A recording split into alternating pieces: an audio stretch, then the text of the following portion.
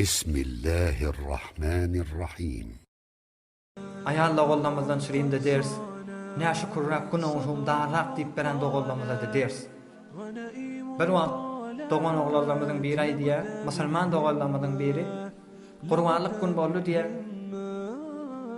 hem de eti Qurbanlıkta maksalmıyada. Aham ben ay Qurbanlık açarıp bilmedim deyip bağalalım diye. Bağala qaynadıptır. Ne bağalanı qaynadamda onda qoňurraga da suw bolýan.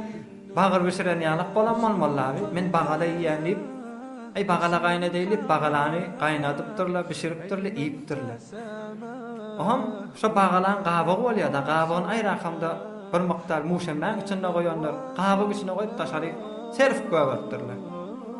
Soňra bir näçe wagt soňra 1 saatdir, 2 saatdir soňra taşary çyksam görsem, ey musulman doğan, bağaly ýanyme özüm şükür etdim diye. Näzire şu bağalan gabagyna zar bolup, şonu ýyp oturan musulman doğany gözüm bilen gördüm diýýär. Sen näzire şükür etjek dälmişdik kızgın çörüm. Sen gaççylykdy ýakamda aşgaly oklaýan. Hudaý saklasyn. Şu awara bolup mewatda muhattara aluda bolup beren doğanyma da men mehabbetim ma. Doğa çyýsy inşallah bir gün Hudaý Taala o musibetler, kynçylyklarda oň defesinden aýrap afwa-afiyetde ýaşasyn inşallah. Şo benne ey musulman men gaççylyk diýip äp berip aşgalap berýän gaççylygym da bir antek adamdan arsaly bolupdy. Bir antek adamlar şon naharym subhanam diýip iýwati. Wa razaqnahum minat tayyibat. Arassaja gazgynçylyk berwati Hudaý Taala. Men agzymdan artan beýleki musulman dogallama nesip edwati. Näzire şükür etjek dälmişdim. Näzire sen Hudaý Taalaň buyrugyny ýaşajak dälmişdim. Biz näme etmeli? Şükür etjek bolsak 3 tane etmeli işim vardır. Destaqasy. Şu zatlar Hudaý Taala berdi da sana. Şu zatlar Hudaý Taalaň aleyhine istifade etme. Misal uryan, eline tayak berilýär da, tayak berýän adam kellesine yapmalar da. Kulu washrabu min rizqillahi wa la ta'thaw fil ardi mufsidin ya Hudaý Taala. Men bilen ırsalym iň dipdir, beren ırsalym içiň dipdir. Wa la ta'thaw fil ardi mufsidin. Ýöne men ýaşylygym ýamanlyk bilen jogap bermän dipdir Allah Taala. Fesad etmän, günahkarçylyk barnamaňyzy bolmasyn dipdir.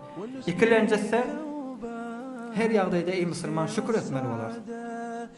İstisayet bilentik dogallam sataşdyn, men zindigim narahaty üstüne narahaty diýip ýa-da dogry ha narahaty.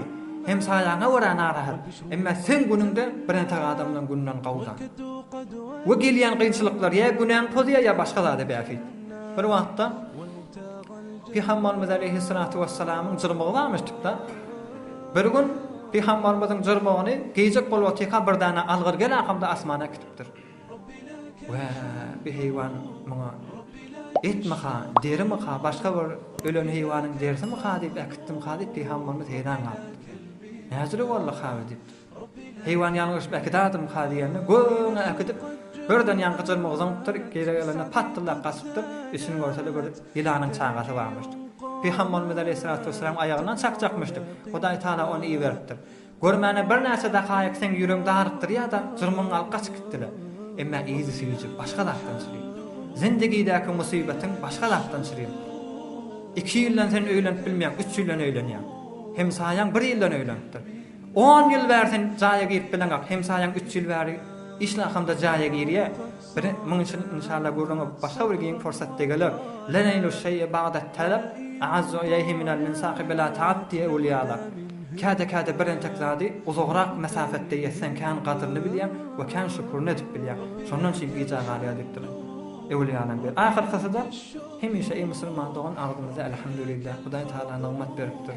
Alhamdulillah kanasly ýöripdi, alhamdulillah jan saglyk ýöripdi, alhamdulillah emniyet ýöripdi, alhamdulillah. برای مشاهده ویدیوهای بیشتر به کانال یوتیوب سخنرانی های علمای ترکمن سر بزنید، مشترک بشید و منتشر کنید، اجر ببرید.